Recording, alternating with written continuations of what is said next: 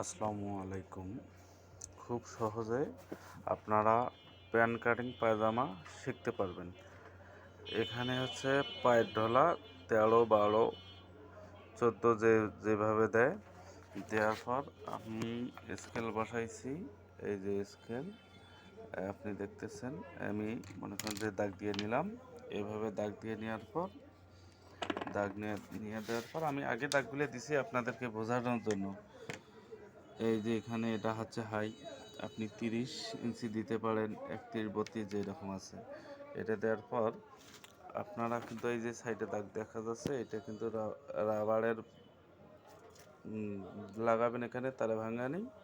এই যে সাইডে যে সেলাইটা আছে এটা সেলাই যাবে, আর এই যে সাইডে এই কাপড়টা কিন্তু এই সাইডের কাটিং যাবে। আপনি আবার দেখতে পাচ্ছেন আমি এখন কাটবো, আপনারা সুন্দর করে লক্ষ্য রাখতে থাকুন। এই সাইডটা আমি কাটিয়ে দিলাম, এখান থেকে শেষ। দেওয়ার পর আপনারা দেখছেন কাটিং খোলা লাগতেছে না, লং ঠিক আছে।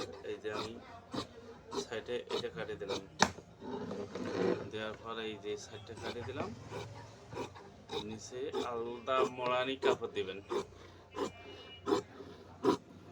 এই অলরেডি কিন্তু একটা পায়জামা প্যান কাটিং হয়ে গেছে। আপনি এই যে হাইটা যে দেখতেছেন, এইটা হাই কিন্তু এই যে রাউন্ড, হালকা রাউন্ড। এই যে সাইডের এই সেলাইটা দেখা যাচ্ছে, দেখতে পাচ্ছেন, এই যে নিচের মোড়ানি, এই সাইডে এই সেলাইটা দিছি, এই পর্যন্ত আছি। এই যে অ্যাঙ্গেল যাবে, আপনাদেরকে অ্যাঙ্গেলটা আমি আবারও ভালো করে বুঝাই দিচ্ছি। এই যে অ্যাঙ্গেলটা, এই সাইডের অ্যাঙ্গেলটা এইটা, এই যে দেখতেছেন এই অ্যাঙ্গেলটা। এবার ওখান থেকে হাই হবে, এই যেটা উপর পাশে রাবার লাগাবেন। হ্যাঁ, আল্লাহ হাফেজ। আপনারা পুরো ভিডিওটা দেখবেন, তাহলে আরও ভালোভাবে সুন্দরভাবে শিখতে পাবেন ইনশাআল্লাহ।